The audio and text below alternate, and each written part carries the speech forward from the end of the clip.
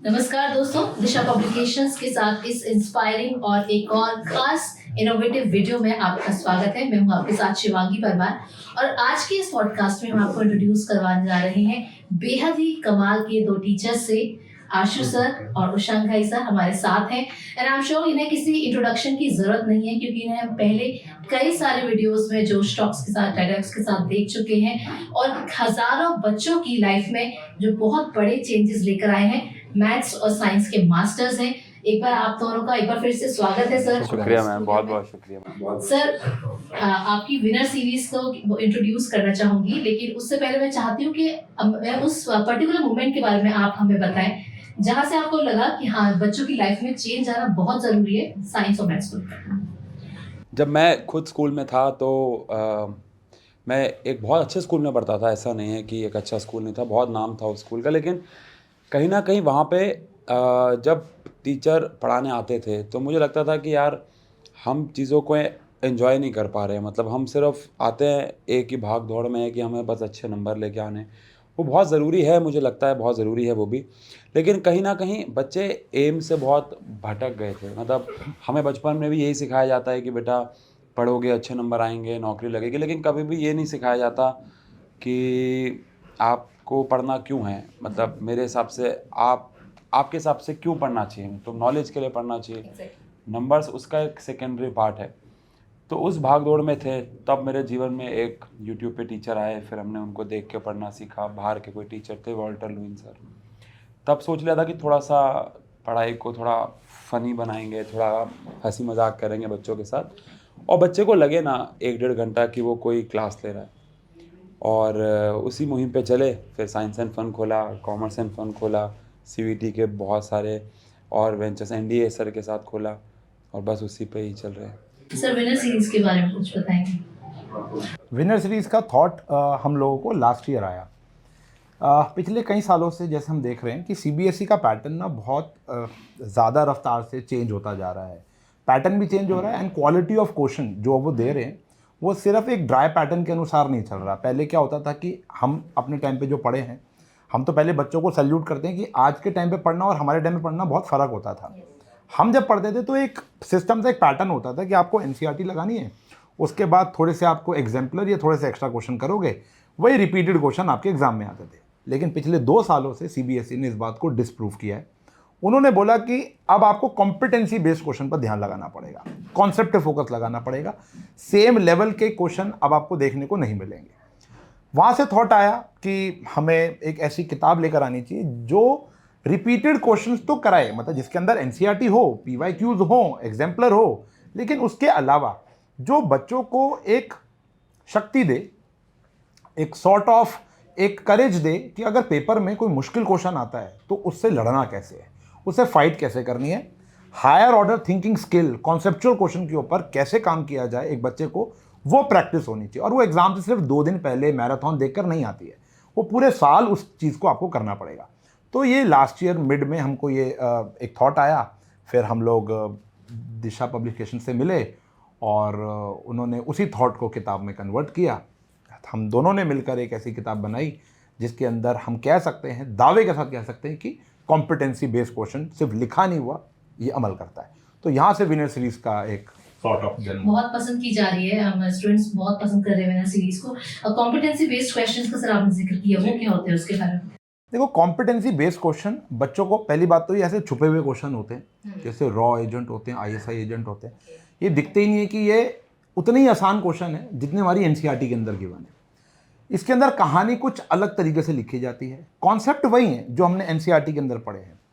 अभी मैंने ना रिसेंटली एक इंस्टाग्राम पर एक वीडियो पोस्ट किया जहाँ पर मैंने कहा कि बच्चों को अब सिर्फ एनसीईआरटी पढ़कर अच्छे नंबर नहीं आएंगे।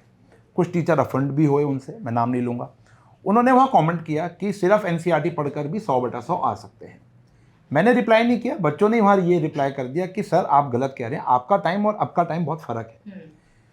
अब क्या है कि मैं आज भी एग्री करता हूँ कि एनसीईआरटी भगवान है, देवता है, बाइबल है, कुरान है। मैं भी आज भी जब भी पढ़ाता हूँ तो पहला लेक्चर जो होता है हमारा वो एनसीईआरटी का ही होता है।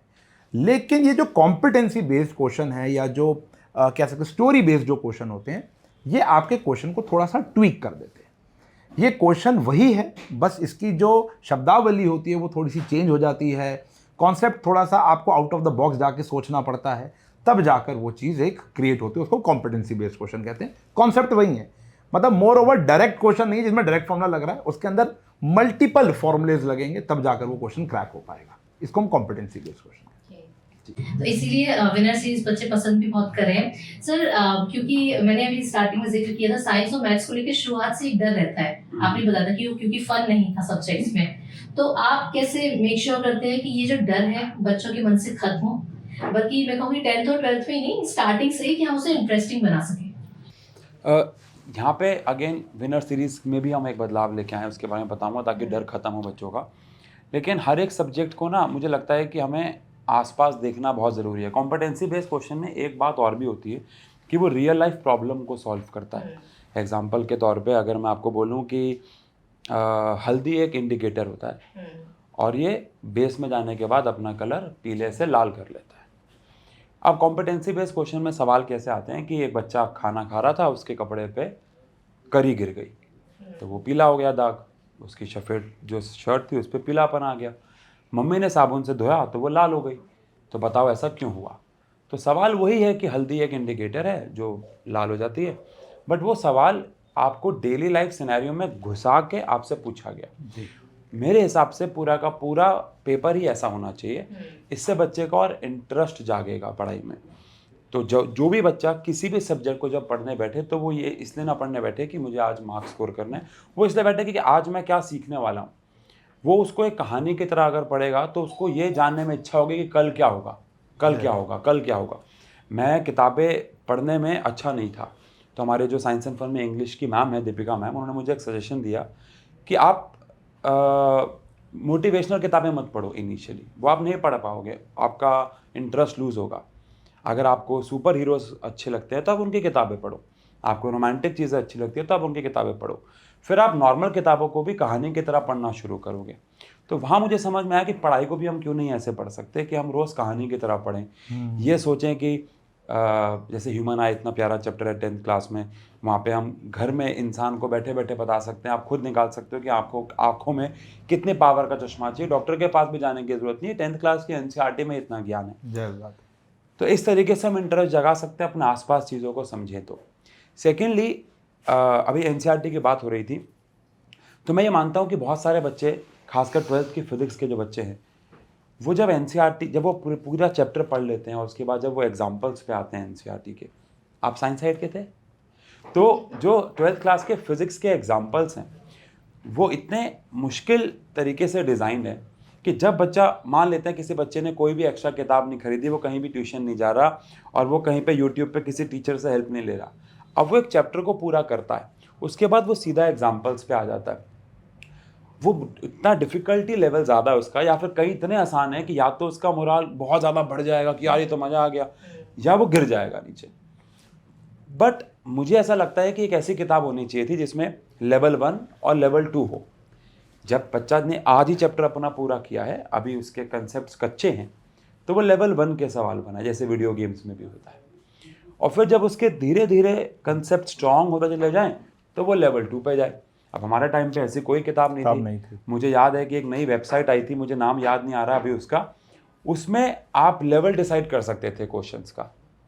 तो तब मुझे ये लगा कि मैंने शांत से बात की कि हमें किताब में भी ऐसा कुछ करना चाहिए, और शायद हम इकलौती ऐसी किताब है अभी 10th 12th की जिसमें लेवल 1 लेवल 2 के सवाल हैं, और बच्चों को वो बहुत पसंद आ रहा है कि सर बड़ा इंटरेस्टिंग है, अब पढ़ाई में मन भी लग रहा है, क्योंकि अगर हमने अभी चैप्टर पढ़ा है और वो 50% हुआ, 70% हुआ है, तो लेवल 1 के सवाल बना तो कॉन्फिडेंस बिल्डअप हो रहा है। मोटिवेशन में बहुत आपकी हेल्प करेगा ना, अगर आप 10 सवाल लगा लेते हो। अब maths is all about motivation, मतलब बच्चा तो भय से इतना दूर है और वो सोचता है कि भैया मैथ्स नहीं, मुझे इंटीग्रेशन नहीं पढ़ना, मुझे कैलकुलस नहीं पढ़ना।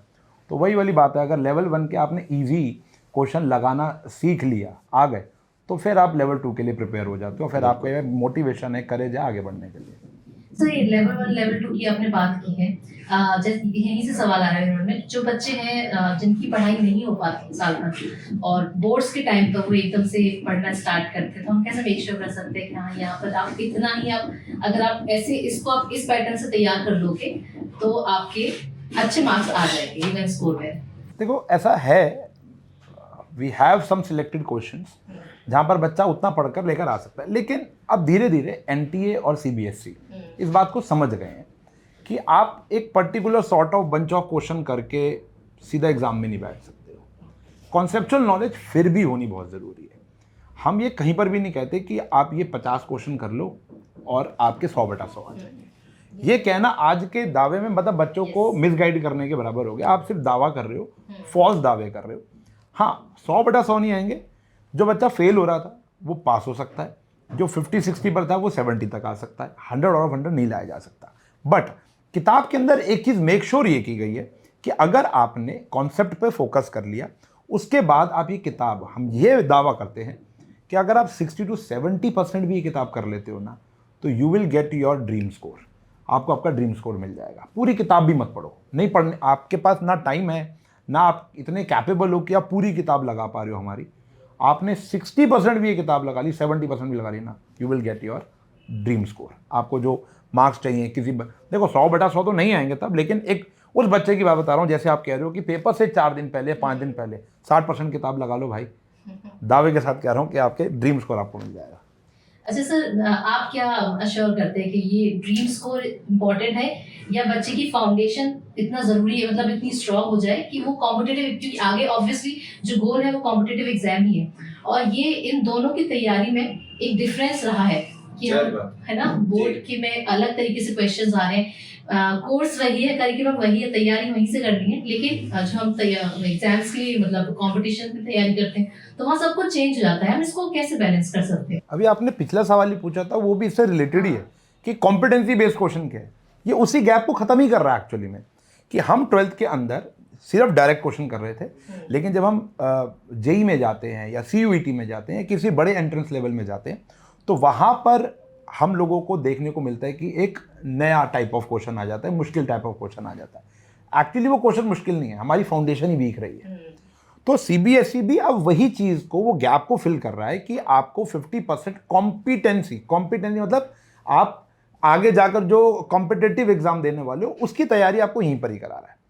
तो सॉर्ट ऑफ चीज़ें वही हैं, कहानी वही है कि आप अगर फाउंडेशन पर ध्यान लगाते हो तो वाले क्वेश्चन आपके क्रैक होते हैं। बट बच्चा 2 प्रकार का है, एक जो पूरे साल पढ़ रहा है, एक वो जो पेपर से 4 दिन पहले पढ़ रहा है। तो 4 दिन पहले का फाउंडेशन हम 4 दिन में स्ट्रांग नहीं कर पाएंगे, तो उसके लिए सिलेक्टेड क्वेश्चन है, जैसे अभी मैंने बताया। लेकिन जो पूरा साल पढ़ रहा है तो उसके फाउंडेशन सबसे पहले प्रायोरिटी देनी है, जो हमारी NCERT से आती है, जो हमारी भगवान है, गीता है, कुरान है। 50 हर प्लेटफॉर्म पे मैं बात बोलता हूँ कि NCERT तो भगवान है, चाहे वो फिजिक्स की हो, केमिस्ट्री की हो, चाहे वो मैथ्स की हो। उसके बाद हमें ये एक्स्ट्रा क्वेश्चन लगाने चाहिए कॉम्पिटेंसी के, इससे फाउंडेशन आपका और स्ट्रांग होता है। अच्छा सर, क्योंकि आप तो साइंस और कॉमर्स बैकग्राउंड से, मैं खुद साइंस बैकग्राउंड से हूँ, लेकिन मैंने अपनी स्ट्रीम चेंज कर ली थी 12th के बाद। तो ऐसे भी है कि बच्चे बहुत कंफ्यूज रहते हैं, है ना, ऑप्शंस नहीं है। और हमारे और आपके टाइम में अब चीज़ें, मतलब आज के जो टाइम है और जो जिस टाइम से हम पास आउट हैं, बहुत चीज़ें बदल गई हैं। तो ऐसे में कंफ्यूजन बच्चे अपने दिमाग से कैसे हटा सकते हैं कि कुछ लोग हैं जिनको साइंस में इंटरेस्ट है बट वो ऐसा फन सब्जेक्ट देख रहे हैं, वो आगे उसमें करियर नहीं बनाना चाह रहे हैं। तो स्टार्टिंग से एक उसको फन के तौर पर ले, और ये जो कंफ्यूजन है जो 12th के बाद स्ट्रीम चूज करने में उनको बहुत प्रॉब्लम क्रिएट करता है, उसमें वो कैसे, आप क्या सजेस्ट करेंगे? मेरे हिसाब से ना प्रॉब्लम, एक तो बच्चा सोचता नहीं है कि एक्चुअल में वो अपने आप को आने वाले 10 साल में कहाँ देख रहा है। वो सिर्फ अभी प्रेजेंट देख रहा है कि हमारे पास अभी ऑफलाइन में गाइडेंस भी नहीं है, गाइडेंस पहले के मुताबिक तो मेरे हिसाब से एक्सपोजर बहुत ज़्यादा है। आपके और हमारे टाइम पर मुझे ऐसा लगता था कि हम लोगों के पास सिर्फ सॉर्ट ऑफ पेरेंट्स ही होते थे या एक आधा नेबर होता था जो हमको गाइड कर देता था। पर आप तो मैम से ज़्यादा मैं तो बहुत business पुराने हो। family मैं बहुत पुराना हूँ। हाँ, मैं कह रहा हूँ हमारे टाइम पर, तुम्हारे टाइम पर, हाँ ठीक है, तो मेरे टाइम, आपके टाइम पे मैं था, आपके टाइम पे मैं था, तो मैं आपको, अच्छा अब हमारे यहाँ भी बड़ी स्टोरी है, इसको लेकर ही बहुत स्टोरी है कि ये साइंस नहीं लेना चाह रहा था, मतलब ये लेना चाह रहा था, मैं चाह रहा था ये साइंस ना ले। उसका कारण ये क्योंकि मैं कॉमर्स बैकग्राउंड से, नहीं 2 साल का फ़र्क है। तो जब मैं 12th पास आउट होकर निकला तो ये मतलब मैं 12th में था तो ये 10th में था, तो अब मैं चाह रहा था कि कॉमर्स ले, क्यों? क्योंकि फाइनेंशियली दिक्कत थी हम लोगों को, हम नहीं थे इतने किसी सक्षम। ने ये कह दिया था कि साइंस में बहुत पैसा लगता है। ओके, मुझे लगा कि फाइनेंशियली दिक्कत थी इसलिए कॉमर्स पढ़ते थे। हाँ वही कि ताकि हाँ, हाँ। ट्यूशन नहीं लगानी पड़ेगी ना, और ये पढ़ा मैं देंगे। पढ़ चुका हूँ तो मैं तेरे को पढ़ा दूंगा, और साइंस के आगे कोर्सेज बड़े महंगे हैं, ऐसा सुनने में था। फिर इसने जिद विद करके साइंस तो ले ली, चलो हमारा बेटर डिसीजन रहा, हम दोनों पढ़ा पा रहे। तो उस समय लोग डिसीजन इस पैरामीटर पर भी ले लेते थे, लेकिन आज तो चलो फोकस है, बच्चों का एक्सपोजर है। लेकिन आज के टाइम पे बात करूं, बच्चा ना मुझे लगता है कि बहुत ज़्यादा दूर तक नहीं सोचता, वो बहुत छोटा सोचता है। वो सोचता है कि मेरे दोस्त जा रहे हैं तो मैं चला जाता हूँ, या जैसे आपको पता है इंडिया के अंदर हर वक्त किसी ना किसी एक भगवान का एक दौर आता है, कभी ना कभी कोई एक भगवान फेमस होता है। अभी कौन है? सबके अपने अपने होते हैं, लेकिन एक भगवान फेमस होता है, एक भगवान नीचे चला जाता है, एक भगवान ऊपर आ जाता है। बाबा नहीं, मैं भगवान की बातें कर रहा हूँ, मैं परमात्मा की बातें कर रहा हूँ। तो कोई एक धर्म ऊपर आ जाता है, कोई धर्म नीचे चला जाता है। यहाँ पर स्ट्रीम के ऐसा भी है, जब भाई साइंस में आया ना, तब साइंस में बहुत कम बच्चे जाते थे। तब हमारा जो ऑफलाइन सेंटर होता था, तो वहाँ पे कॉमर्स के बच्चे बहुत ज़्यादा होते थे। फिर धीरे धीरे क्या हुआ कि मूवीज ऐसे बनी या सोशल मीडिया हाइप ऐसी आई कि साइंस को सर्वोत्तम दिखाया जा रहा है, आज भी दिखाया जाता है और ठीक भी है। साइंस में कहते हैं कि ज़्यादा वो है, तो वो बच्चे उस भाव में बह रहे हैं, वो खुद नहीं सोचते कि वो क्या चाहते हैं, कि उसको साइंस, अच्छा ह्यूमैनिटीज़ को तो आपको ही पता है और हमको ही पता है कि कैसे देखा जाता है। सीबीएसई में तो ऑप्शन ही नहीं है ऑप्ट करने का। सीबीएसई तो हमारे स्कूल में तो 10th के बाद था ही नहीं, मैं ऑप्शन ही दिया गया था। मैंने बायो सिर्फ इसी वजह से ली थी, कॉमर्स का तो कोई आइडिया ही नहीं था 10th तक तो क्या आ सकता है, और मैथ्स पसंद नहीं थी, तो ठीक है बायो चूज कर लेते। तो ये भी, और आप कहेंगे शायद मेरा स्कूल था पूरे डिस्ट्रिक्ट में इसमें सबसे ज्यादा बायो के स्टूडेंट्स थे, आई गेस अराउंड 30 to 40 के बीच में। बाकी जो 7-8 सेक्शंस थे वो सारे बच्चे मैथ्स के थे। एक सेक्शन में केवल 30-40 बच्चे थे जो बायो के थे, और कुछ कुछ स्कूल्स थे जहाँ पर केवल 1 या 2 बच्चे ऑप्ट करने वाले थे। उनको कहा था कि आप स्कूल चेंज कर लो। ये बहुत एक बड़ा इशू देखा गया है कि बच्चे बायो नहीं ले रहे हैं, क्योंकि उनको लगता है कि सिर्फ मेडिकल लाइन ही है, उनको पता ही नहीं है कि बायो में आगे और भी ऑप्शंस हैं। ये तो लैक ऑफ इग्नोरेंस तो है ही है, पर बच्चा दूर तक नहीं सोचता। पर अब तो उल्टा, अब तो नीट के बहुत सारे एस्पिरेंट्स हैं। हाँ, नीट के एस्पिरेंट्स हैं। बहुत अब वही मैं कह रहा हूँ कि कोई एक चीज़ ऊपर हो जाती है तो बच्चे उसी भाव में बह जाते हैं, वो खुद नहीं देखना चाहता। और आगे हम देखते भी हैं ऐसे ऑफलाइन के अंदर बहुत बच्चे आते हैं जो स्टार्टिंग में जोश जोश में साइंस ले लेते हैं या ह्यूमैनिटीज़ ले लेते हैं या कॉमर्स ले लेते हैं, उनको बाद में आगे पता चलता है कि वो इस चीज़ के लिए बने ही नहीं है, वो इस चीज़ के लिए बने ही नहीं है। मेरे साथ हो चुका है। हाँ, और मुझे लगता है कि यहाँ पर बैठे हुए हर एक को एक बार ही तो जीवन में लगता है, आपको छोड़कर, हाँ, मुझको भी छोड़कर, कि यार मैंने गलती कर दी, कि मैंने ये क्यों मैंने ऑप्ट कर लिया। अब मैंने 12th के बाद कोई कंप्यूटर कोर्स ज्वाइन कर लिया डोएक का। अब मेरे को कोई समझाने वाला ही नहीं है क्या है। ये रिजल्ट आने से पहले की बात है। जब मैं रिजल्ट आया तो मैंने अपने दोस्तों से पूछा जो वहाँ पर डोएक में मेरे साथ थे। मैं कहा भाई तेरे कितने हैं? कह रहा 43%। उससे पूछा, वो कह रहा 53%। वो कह रहा भाई मेरे तो कंपार्टमेंट आ रखी है। तो कह रहा तेरे? भाई मैंने कहा मेरे तो 90+% है। तो मेरे को हैरान हो गया। मैंने कहा यार मैं इस चीज़ के लिए तो नहीं बना, क्योंकि मैं इन्हीं जैसा हो जाऊँगा फिर तो। अब मैं उनको मैं डिमोटिव मतलब वो नहीं कर रहा, मतलब क्यों, बट मुझे ऐसा लगा कि मैं इस चीज़ के लिए नहीं बना, मैं किसी और के लिए बनाऊँ। फिर मैंने अपने पड़ोसी से पूछा मैं क्या कर सकता हूँ, तब उन्होंने मुझे कहा भाई तू सीए मटेरियल है, तू सीए कर। फिर मेरी सीए की जर्नी स्टार्ट होती है। तो ये एक है कि हम एक भाव में बह जाते हैं, पता ही नहीं होता कि ये भी, मुझे 12th तक नहीं पता था कि मैं सीए कर सकता हूँ कि नहीं कर सकता। तो आपने कॉम्पिटिटिव एग्जाम्स की तैयारी नहीं की? मैंने जब मैंने साइंस स्ट्रीम ली थी तो मैंने सोचा कि मैं इंजीनियरिंग ही करूँगा। फिर 11th एक्चुअली 10th में जब मैं था तो मैंने सर को ज्वाइन कर लिया था। हम लोग पढ़ाना शुरू हो गए थे, मतलब मैं 10th में था तो मैं 7th 8th के बच्चों को पढ़ाता था, और जब सर 10th में थे तो वो भी बच्चों को पढ़ाना शुरू हो गए थे। तो शुरुआत में तो मैंने बहुत ज़बरदस्ती ही पढ़ाया सर के कहने पे, कि मैंने कहा मेरा इंटरेस्ट है नहीं पढ़ाने में, मुझे ऐसा लगता था, पर ज़बरदस्ती ही पढ़ाया। बच्चे पास हो गए वो आज हमारी नेबर है वो बच्चे। मुझे याद है, स्टूडेंट हाँ, है। रुकमन नाम है उसका, और उसने मुझे याद है कि मैं इतना घबरा रहा था वो उसको पढ़ाते हुए कि मैंने सारे दरवाजे बंद कर लिए, खिड़की, एक पार्टीशन था 2 गेट्स के बीच में, उसको बंद कर लिया। तो वो मोमेंट मुझे याद आता है कि तब मुझे लगता कि नहीं यार मैं ज़बरदस्ती पढ़ा रहा हूँ, पैसे के लिए पढ़ा रहा हूँ, घर की थोड़ी सी हालात ठीक नहीं है, पढ़ा दूंगा इस साल, अगले साल तो मैं पढ़ाई करूँगा आगे। फिर जब मैं 11th तक आया तो बच्चे बढ़ गए, मतलब अगर पहले 2 बच्चे पढ़ रहे थे तो वो 10 हो गए, और मुझे पढ़ाने में मज़ा भी आने लग गया। फिर जब मैं 12th तक पहुंचा तो मुझे ये समझ में आ गया था कि मुझे अब एक अच्छा लेक्चरर बनना है कॉलेज में, और एक सरकारी नौकरी लेनी है, अच्छा लेक्चरर बनना है। सरकारी नौकरी अभी भी। तो फिर उस हिसाब से मैंने फिज़िक्स ऑनर्स करी, और फिर उसके बाद मुझे एमएससी, और उसके बाद फिर मेरे को नेट का एग्ज़ाम दे के लेक्चरशिप करनी थी। लेकिन तब तक हमारा ऑफलाइन सेंटर इतना एक्सपैंड हो चुका था कि फिर ज़रूरत नहीं थी नौकरी करने की, तो फिर एमएससी के बाद ड्रॉप कर दिया और फिर पढ़ाना शुरू हो गए। और मैं हमेशा बच्चों को ये बोलता हूँ कि आप सब अपनी लाइफ में सोचते शायद कुछ और हो जर्नी में, गोल्स होने बहुत ज़रूरी हैं, बट ज़रूरी नहीं है कि आप उस गोल के तरफ ही बढ़ो, क्या पता डेस्टिनी आपको कहाँ ले जाए। जैसे मैंने इंजीनियरिंग सोचा था, बट मुझे नहीं पता कि मैं इस टीचिंग लाइन में कभी भी आ जाऊँगा। मैंने कभी दूर दूर तक नहीं सोचा कि मैं एक टीचर बन पाऊँगा, मतलब अच्छा तो बहुत दूर की बात है, एक टीचर बन पाऊँगा, बट डेस्टिनी यहाँ ले आई।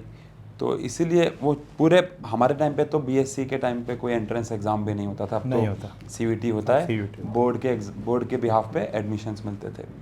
तो वो जर्नी ही नहीं रही कभी कॉम्पिटिटिव एग्ज़ाम की। सर ने तो दिए हैं सीए के, मैंने एनडीए का एग्ज़ाम दिया हुआ है, मैंने क्रैक भी किया था, मैं सर को बताता हूँ, बट फिर फैमिली ने कहा कि दूर नहीं जाना, वो भी एक डेस्टिनी थी, फिर वो भी नहीं गए।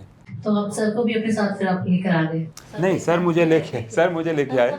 सर तो पढ़ा रहे थे, मैंने ज्वाइन किया साथ में। हाँ जी। तो सर विनर सीरीज के बाद अभी नेक्स्ट सीरीज जो आप लाने वाले हैं? हम लोग सैम्पल पेपर, अभी आपको शायद बताओ, सीबीएसई के सैम्पल पेपर्स में बहुत, जो सीबीएसई ने लॉन्च किए अभी एक हफ्ता पहले, उसमें काफ़ी ज़्यादा बदलाव हुए हैं।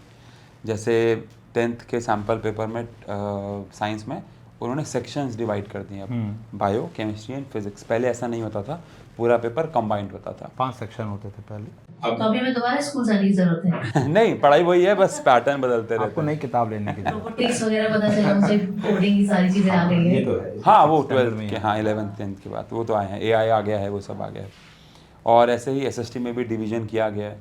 तो अब क्योंकि सब बदल गया है तो पुरानी चीज़ें अब वर्क नहीं करेंगी, सारा पैटर्न बदल चुका है तो पुरानी चीज़ें वर्क नहीं करेंगी। 50% से ज़्यादा कॉम्पिटेंसी बेस्ड आ गए हैं। कहीं कहीं बच्चों के पास हो सकता है पुराने सैम्पल पेपर्स हों, सबके पास होते हैं भाई बहन के, अब वो लेकिन वर्क नहीं करेंगे बिकॉज पैटर्न ही बदल गया है। तो फिर हमने सोचा कि नए पैटर्न के ऊपर बेहतरीन कॉम्पिटेंसी बेस्ड क्वेश्चन के साथ और बिल्कुल नए पैटर्न के ऊपर सैम्पल पेपर्स लेके आएंगे, लेकिन उसका तरीका भी वो ऐसे किताब वाले सैम्पल पेपर नहीं है। क्योंकि मुझे अभी भी याद है कि जब मैं सैम्पल पेपर्स करता था तो मुझे एक दिक्कत होती थी कि मैं, अगर मुझे 5वां सैम्पल पेपर करना होता तो मुझे पूरी किताब वहाँ रखनी पड़ती, तो मुझे बोर्ड वाली फीलिंग नहीं आती थी। तो अब हमने क्या किया, सैम्पल पेपर में सैम्पल पेपर को किताब से नहीं बनाया, पेपर्स बनाए हैं। आपको एक डब्बा मिलेगा, उसमें आप पेपर निकाल सकते हैं अपना, और पेपर प्रॉपर सील होगा, जैसे आप बोर्ड के पेपर होते हैं आपके। तो आप उसमें रोल नंबर लिखकर उस पेपर खोलोगे और आपका वो पेपर स्टार्ट होगा। तो मतलब आप एक कमरे में बैठोगे अगर, तो आपको ऐसा लगेगा कि आप बोर्ड का ही पेपर दे रहे हो। तो वो प्रॉपर हर एक की 10-10 सैम्पल पेपर्स हैं हर एक सब्जेक्ट के, और एक प्रॉपर डब्बा आएगा, फिर एक स्केड्यूल मिलेगा साथ में कि आपने कौन कौन सा कर लिया, और जो सॉल्यूशन है उसकी अलग से एक बुकलेट होगी, फॉर्मूला बुकलेट भी है उसमें रिवीजन के लिए एक। अब जब हमारे पास सैम्पल पेपर होते थे उसमें आंसर उसी किताब में होते थे, तो कभी कभी हमारा मन ललचाला, हम उसको पीछे कर रहते थे। वहाँ पे क्या होगा, पेरेंट्स अगर बच्चे पे ध्यान दे रहे हैं तो वो किताब अलग रख सकते हैं, पेपर सिर्फ बच्चे को दे सकते हैं और वो कर सकता है, या बच्चा खुद ईमानदार है तो उस छोटी आंसर बुकलेट को बाहर रख सकता है और अपने हिसाब से पेपर कर सकता है, बाद में चेक कर सकता है। तो प्रैक्टिस के ऊपर डिपेंड है, तो बच्चे को अभ्यास करना पड़ेगा। तो ये तो अगर ऐसा नहीं लगता आपको कि और ज्यादा प्रेशर में लाते कि हाँ रियलिटी चेक हो जाएगा ना? नहीं, आप मुझे एक बात बताएं कि आपको देखो, अगर आपको ग्राउंड में जाके दौड़ना है और आप ट्रेडमिल पे दौड़ते रहोगे तो एक्चुअल में ग्राउंड में जाओगे तो आप शायद उतना बेहतर नहीं दौड़ पाओ। तो हर एक जो इंसान ग्राउंड में फाइनली दौड़ना चाहता है उसको टेस्ट ग्राउंड में दौड़ना बहुत ज़रूरी है। ये बात तो है, कंपटीशन तो बढ़ता ही जा रहा है। तो कभी कभार बच्चे, आपको शायद ना पता हो, आज की डेट में एक बहुत बड़ी प्रॉब्लम हो रहा है एग्ज़ाम एंग्जाइटी। यानी बच्चे को सब कुछ आता है, लेकिन जब वो उस माहौल में बैठता है, उस पेपर को छूता है, अपने आसपास बच्चों की अजीब शक्लें देखता है कि उनको भी कुछ नहीं आ रहा है, तो जो उसको आ रहा होता है वो भी वो भूल जाता है। इसलिए मैं हमेशा बच्चों को बोलता हूँ, अगर आप ऑनलाइन पढ़ भी रहे हो तो ट्राई करो कि एक ऑफलाइन टेस्ट सीरीज़ भी ज्वाइन करो, ताकि ऑफलाइन बच्चों के साथ बैठ के एक प्रैक्टिस हो आपको, और आप उस एनवायरनमेंट के प्रेशर को बोर्ड में जाके झेल सको। अगर आप अपनी ट्यूशन में बेहोश हो गए ना तो चलता है, लेकिन बोर्ड के पेपर में बेहोश होना मुझे लगता है बहुत प्रॉब्लम। ब्लैकआउट होते हैं बच्चों के, एग्ज़ाम सेंटर पे जाकर ब्लैकआउट हो जाता है, पेपर देखते ही एक सवाल नहीं आया तो अपने आप को इतना वो करके आते हैं कि भाई मैं तो 100/100 ही लेकर आऊँगा या इतने अच्छे नंबर लेकर आऊँगा, एक क्वेश्चन भी आउट ऑफ ट्रैक आ जाता है तो पूरा डिमोरलाइज होकर बच्चा बाकी भी गलतियाँ करता है फिर। तो मुझे लगता है ये ऐसी प्रॉब्लम्स आज के स्टूडेंट्स में ज़्यादा देखने को मिलने लगी है ना। यस, कंपटीशन भी बहुत ज़्यादा बढ़ गया है। हम बच्चों के एस्पेक्ट से आकर देखें तो बहुत कंपटीशन बढ़ गया है, तो वो प्रेशर भी है पेरेंट्स का, फिर टीचर का, कंपटीशन है, तो वो लाजमी है। और एक कारण मुझे लगता है ये भी है कि आजकल ना, जैसे हमारे टाइम पे तो हम लोग दूसरों से बात कर लिया करते थे या बात करने वाले होते थे, सिबलिंग्स वगैरह भी होते हैं, सिंगल चाइल्ड की वजह से भी दिक्कत, प्लस पेरेंट्स वर्किंग है या उनको उतना ध्यान नहीं दे रहे हैं या बच्चे के पास ज़्यादा बात करने के लिए भी नहीं है। सोशल मीडिया पे भी इतनी ट्रोलिंग, हर चीज़ को लेके इतनी नेगेटिविटी है कि बच्चा शेयर ही नहीं कर पा रहा, जिसकी वजह से वो और ज़्यादा उस डीप शिट में जाता जा रहा है। तो इसको हम कैसे कंट्रोल कर सकते हैं? इससे सोशल मीडिया से जो डिस्ट्रैक्शन आ रहा है, बच्चे कंसंट्रेट नहीं कर पा रहे, और मुझे लगता है जो अवेयरनेस की भी हमने बात की है, हमारे टाइम पे पेरेंट्स इतने अवेयर नहीं थे, वो बस इतना कहते बेटा पढ़ लो, लेकिन आजकल के पेरेंट्स ज़्यादा अवेयर है, वो जानते भी है, तो मुझे लगता है कि ये चीज़ ज़्यादा उन पर प्रेशर क्रिएट कर रहा है बच्चों पर। हाँ, मतलब दोनों प्रकार के पेरेंट्स हैं। मैं तो ऐसा मानता हूँ कि कुछ पेरेंट्स बहुत अच्छे हैं, हमने देखा है कि बिल्कुल प्रेशर नहीं देते बच्चे पे, बहुत अच्छे तरीके से डील करते हैं। कुछ ऐसे भी हैं जो, वो तो देखो हर प्रकार के हैं, मैं इसमें पेरेंट्स की गलती नहीं चाहूँगा। वही जाकिर खान वाली बात है कि हर एक, कोई भी माँ बाप अपने बच्चे को गरीब नहीं देखना चाहता, मतलब हर कोई चाहता है कि मेरा बच्चा कामयाब हो। तो उसमें कभी कभार कोई स्ट्रिक्ट हो जाता है, तो कभी कभार कोई लीनियंट है। मतलब उतना तो बच्चे को मुझे लगता है झेलना आना ही चाहिए। अगर कोई माँ बाप एक दो चांटे लगा भी देते हैं तो इतना तो मुझे लगता है कि बच्चे को झेलना आना भी चाहिए। मतलब पेरेंट्स क्या कैसे सपोर्ट कर सकते हैं? सब बहुत सारे तरीके हैं, लाइक बच्चे के साथ अगर उसका, पहले तो सबसे पहले उससे पूछें कि वो एक्चुअली में चाहता क्या है, उसका ड्रीम क्या है। ज़रूरी नहीं है कि वो पढ़ना ही चाहता हो, ज़रूरी नहीं है कि वो पढ़ाई लिखाई में ही आगे जाना चाहता हो। उसके ऊपर बात करें, उसको समझाएं कि बेसिक एजुकेशन बहुत ज़रूरी है, उसके साथ दोस्त बने। हम अपने बच्चों के साथ ऑफलाइन में ऑनलाइन में दोस्त क्यों बनना चाहते हैं, क्योंकि मैं ऐसा मानता हूँ कि अगर एक बच्चा मेरे से हंसी मजाक नहीं कर पाएगा तो मुझसे डाउट भी ढंग से नहीं पूछ पाएगा। तो माँ बाप का रिश्ता वैसा होना चाहिए बच्चों के साथ। बेसिक चीज़ें हैं। डिस्ट्रैक्शन तो देखो आपके भी मेरे भी जीवन में, हम लोग अपने गोल्स को लेके बहुत रिजिड रहते हैं, अगर तो डिस्ट्रैक्शन हट जाती हैं अपने आप। मतलब एक कुत्ते के सामने अगर आप एक रोटी डालोगे और दूध रखोगे ना, तो वो इधर उधर देखता रहेगा कि मैं क्या लूँ, वो बहुत डिस्ट्रैक्टेड रहता है। लेकिन आप शेर के सामने डालोगे तो उसका फोकस सिर्फ एक ही चीज़ पे। फोकस बहुत मैटर करता है। आप मान लो रोज़ सुबह आपका गोल क्लियर नहीं है लाइफ में, कुछ ज़्यादा मोटिवेशन बहुत ज़्यादा मैं कह रहा हूँ कि मैं तो काम करने जा रहा हूँ भाई, मैं काम करने जा रहा हूँ, बहुत ज़्यादा मोटिवेशन आ गया भाई। मैं ऐसी बातें करता नहीं हूँ। भाई कौन ये मतलब बाबा बनने का। लेकिन ये बहुत प्रोफेशन है। मैं तो नॉर्मल चाह रही हूँ हम एक रील बना लें। मैं कह रही हूँ रील बना ले, तो आप तो बच्चों रील देखना बंद करो सबसे पहले, और ये वाली रील देखो मोटिवेशन वाली। ये डिस्ट्रैक्शन से कैसे हटते हैं? जिस प्लेटफॉर्म पे हम उनको कह रहे हैं कि डिस्ट्रैक्ट हो जाओ, और उसी प्लेटफॉर्म पे हमारी रील आएगी। नहीं, मुझे एक बात बताओ कि डिस्ट्रैक्शन से हटना कैसे है, इसका तो सॉल्यूशन जो भी है वो मुझे लग रहा है, मैंने वीडियो भी बना रखी है इसके ऊपर पूरी प्रॉपर, मैंने उसमें भी बोल रखा है कि ये सब चीज़ें कुछ वर्क नहीं करता जब तक आपके अंदर एक फोकस नहीं आता है। क्या इंस्टाग्राम चलाना बुरा है? बिल्कुल नहीं है। क्या यूट्यूब चलाना बुरा है? बिल्कुल भी आप नहीं। कैसा कंटेंट कंज्यूम कर रहे हैं, ये वाली चीज। यस, हाँ, ये आपकी जरूरी फीड कैसी है, ये बहुत इंपॉर्टेंट। हमें तो सोशल मीडिया की वजह से ही है कि आज बच्चे पढ़ पा रहे हैं, हम कहीं से भी नॉलेज गैदर कर सकते हैं। बहुत हाँ, अच्छा। मतलब वीडियो गेम खेलना भी गलत नहीं है, मैं तो ये मानता हूँ। मैं भी कभी कभार खेलता हूँ, ये जो सामने खड़ा है हम लोग साथ में खेलते हैं, बट हर चीज़ का एक सही समय और सही बैलेंस बनाना बहुत ज़रूरी है। अच्छा, इसी से मतलब रिलेटेड क्वेश्चन है मेरे माइंड में, आपको क्या लगता है कि पढ़ाई के साथ एक हॉबी होना ये कितना ज्यादा जरूरी है? क्योंकि बच्चे एकेडमिकली बहुत स्ट्रांग हो रहे हैं, लेकिन अगर हम इंटरपर्सनल स्किल्स की बात करें, सोशल स्किल्स की बात करें, वो मिसिंग है आजकल के बच्चों में। देखो, मैंने ऐसे बहुत सारे बच्चे अपने जीवन में पढ़ाए हैं जो स्पोर्ट्स में या कोई और अच्छी हॉबी के अंदर बहुत अच्छे हैं और पढ़ाई में भी बहुत अच्छे हैं, बस वो बैलेंस बनाना जानते हैं। कभी कभी क्या होता है कि हम एक चीज़ को लेके बहुत ज़्यादा ऑब्सेस्ड हो जाते हैं। अगर आप पढ़ाई में अच्छे हो, देखो एक होता है कि मैं पढ़ाई में ही अच्छा नहीं हूँ, मुझे पता है कि मैं पढ़ाई में बहुत ज़्यादा आगे कुछ नहीं कर पाऊँगा, दैट्स फेयर।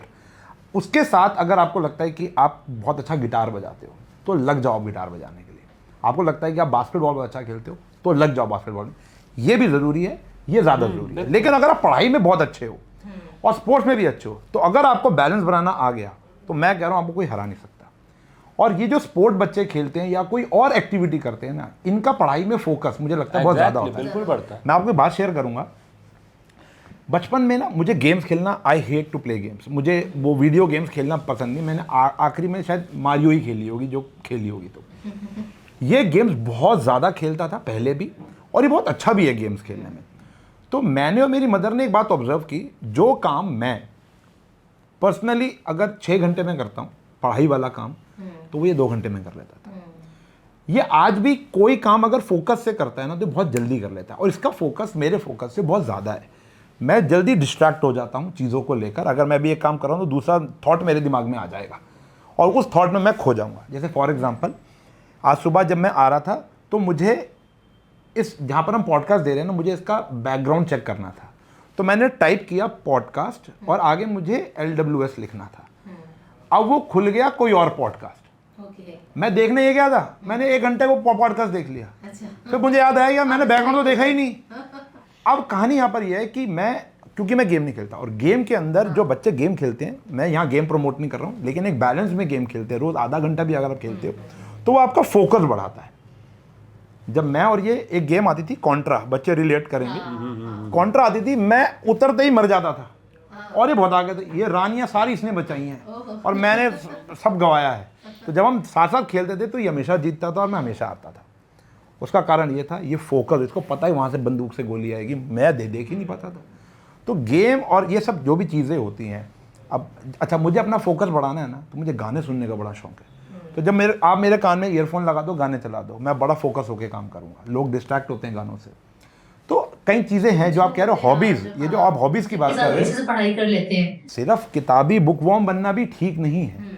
दोनों का बैलेंस बनाते हो, बूम, बहुत अच्छा रहेगा। तो यहाँ पर आप पेरेंट्स को क्या कहना चाहेंगे? कुछ बच्चे हैं उनको ऐसा लगता है कि हमारा बच्चा पढ़ ही नहीं रहा है। देखो, तो दिन भर बीइंग अ पेरेंट, हाँ। भाई जानता है, भाई भी एक पेरेंट है। हम तो अपने बच्चों को ये कहते हैं 2 अक्षर कम पढ़ लो। मैं तो अपने बच्चों को भी ये कहता हूँ 2 अक्षर कम पढ़ लो, लेकिन हर चीज़ का लुफ्त उठाओ। लुफ्त इन द सेंस, अगर आप डांस में अच्छे हो उसको दो समय। भाई का बेटा कियान जिम्नास्ट करता है, और ऐसी जिम्नास्ट मैंने इस उम्र के बच्चों को नहीं देखी और उनके टीचर्स ने भी नहीं देखी जहाँ पे वो सीखने जाता है। तो वो जिम्नास्ट करता है, उसने अभी वो 5 साल का है और पिछले 2-2.5 साल से वो जिम्नास्ट कर रहा है। आप सोच लो किस उम्र में उसने स्टार्ट कर दिया था, क्योंकि बचपन में हमने देख लिया था कि हाँ भाई वो बड़ा सही फ्लेक्सिबल बंदा है। तो अब वो पढ़ाई में भी अच्छा है और वो जिम्नास्ट भी कर रहा है। आगे जाके डेस्टिनी कहाँ लेके जाती है वी नेवर नो। लेकिन हम तो एज अ पेरेंट, मैं आपको कोई राय नहीं देना चाहता, लेकिन मैं एज अ पेरेंट क्या कर रहा हूँ, मैं तो उनको पढ़ने पे भी फोकस कह रहा हूँ और मैं उनको कह रहा हूँ भैया नहीं, सिर्फ पढ़ाई कुछ नहीं है, बहुत कुछ और भी है पढ़ाई के अलावा, उसके ऊपर भी ध्यान लगाओ। चीज भी देखी ना, एक्सेप्शनल पेरेंट्स के बच्चे एक्सेप्शनल बनते हैं आगे जाकर, है ना।